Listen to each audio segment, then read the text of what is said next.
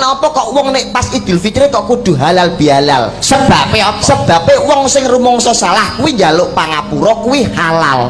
Sing menehi Pangapura ya halal, mulane diarani halal bihalal. Hadis sudah mengatakan, apakah Mas Andi?